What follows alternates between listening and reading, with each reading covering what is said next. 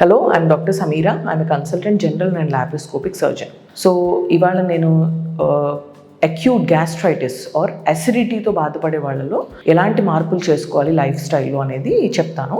So basically acidity or acute gastritis or acid peptic disease as we call it ఒక spectrum of symptoms అనమాట. So దాంట్లో కొంతమందికి upper part of the అబ్డోమిన్లో burning type of pain వస్తుంటుంది. తిన్న తర్వాత తిన్న ఫుడ్ గొంతులోకి వచ్చినట్టు థ్రోట్ అంతా మండడము అండ్ కొన్నిసార్లు కాఫ్ ఆర్ బ్రాంకోస్పాజం వరకు వెళ్ళడం కూడా చూస్తుంటాం. సో ఈ యాసిడ్ పెప్టిక్ డిసీజ్ అంటే బేసికలీ స్టమక్లో యాసిడ్ ఎక్కువ అయిపోవడం వల్ల వచ్చే ఒక డిఫరెంట్ స్పెక్ట్రా ఆఫ్ సిమ్టమ్స్. ఇప్పుడు ఈ మధ్య చాలామంది ప్యాంటాప్ ట్యాబ్లెట్స్ని అంటే ప్రోటాన్ పంప్ ఇన్హిబిటర్స్ అంటాం వాటిని, ఈ ప్యాంటోప్రెజాల్, ఒమిప్రెజాల్ ఇలాంటివి ఓవర్ ద కౌంటర్ కొనుక్కుని ఆల్మోస్ట్ ఎవ్రీ డే అవి వాడటం అనేది అలవాటు చేసుకుంటున్నారు. సో దీనివల్ల ఏమవుతుందంటే యాసిడ్ ప్రొడక్షన్ బాగా తగ్గిపోతుంది and after a point stomach size కూడా ష్రింక్ అయ్యే అవకాశం ఉంటుంది. So basically we have to understand that acid is important for digestion.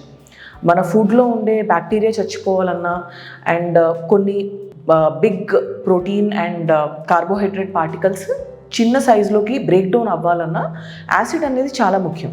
So దాన్ని కంటిన్యూస్గా సప్రెస్ చేసే మెడికేషన్ వాడటం వల్ల కూడా అదర్ సైడ్ ఎఫెక్ట్స్ వస్తాయి. సో అట్లా కాకుండా మన లైఫ్ స్టైల్లో ఎక్కడ తప్పు జరుగుతుందని చూసుకుని ఈ ఫాలోయింగ్ టిప్స్ని పాటిస్తే ఈ అక్యూట్ గ్యాస్ట్రైటిస్ ఆర్ జీఈఆర్డీ నుంచి మనం న్యాచురల్గా we can come out of it. So first and foremost, have an early dinner.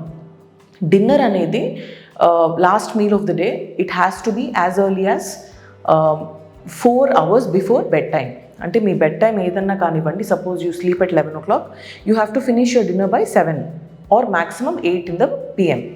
So ఇట్లా చేయడం వల్ల నైట్ అంతా మన డైజెస్టివ్ ట్రాక్కి యాడిక్వేట్ రెస్ట్ దొరుకుతుంది. ఇమ్మీడియట్గా తిన్న తర్వాత హాఫ్ అన్ అవర్కి పడుకుండిపోతే డైజెషన్ ప్రాసెస్ అనేది రాత్రంతా జరుగుతూ ఉంటుంది. దానివల్ల అసలు ఇంటెస్టైన్స్కి, స్టమక్కి అసలు రెస్ట్ దొరికే అవకాశం ఉండదు. దీనివల్ల చాలా డిస్టర్బెన్సెస్ ఇంక్లూడింగ్ అక్యూట్ గ్యాస్ట్రైటిసే కాదు, లోపల ఉండే గట్లో ఉండే హెల్దీ బ్యాక్టీరియా కూడా డిస్టర్బ్ అవ్వడము, irritable bowel syndrome, excessive weight gain and other inflammatory conditions in the intestine కూడా ఎక్కువగా చూస్తున్నాం.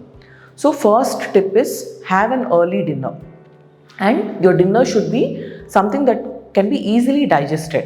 So by the time you go to bed, relatively కొంత empty stomach and light abdomen ఉండాలి. సెకండ్ టిప్ వచ్చేసి avoid excessive caffeine during the day. అంటే coffee, tea ఇంటేక్ని restrict చేసుకోవాలి. 1 or 2 cups of coffee or tea and that too before 3 PM. అంటే morning టైంలోనే consume చేయాలి. 3 PM తర్వాత కాఫీ అండ్ టీ ఇంటేక్ని పూర్తిగా ఆపేసేయాలి. థర్డ్ టిప్ వచ్చేసి stick to less spicy food and stick to home food. So ఎక్సెసివ్గా ప్రాసెస్డ్ ఫుడ్, ఎక్కువ స్పైసీగా ఉండే మసాలా ఉన్న ఫుడ్ అండ్ బయట స్ట్రీట్ ఫుడ్ ఇలాంటి వాటిని ఎక్కువ కన్జ్యూమ్ చేయడం వల్ల కూడా ఈ యాసిడ్ పెప్టిక్ డిసీజ్ ఎక్కువ అవుతుంది. సో దీన్ని మనం ప్రివెంట్ చేయడం వల్ల కూడా we can reverse almost the acid peptic disease, all the symptoms. And fourth వచ్చేసి when you are lying down or sleeping, కొంచెం height of the pillows should be more than the chest level అనమాట. అంటే chest కన్నా కొంచెం head and upper part of the chest కొంచెం higher లెవెల్లో పెట్టుకుని పడుకుంటే కూడా ఈ అసిడిటీకి సంబంధించిన సిమ్టమ్స్ తగ్గుతాయి. సో ఇట్లా మనం జాగ్రత్తలు తీసుకోవడం వల్ల we can combat acidity and gastroesophageal reflux disease without using too many medications. Thank you.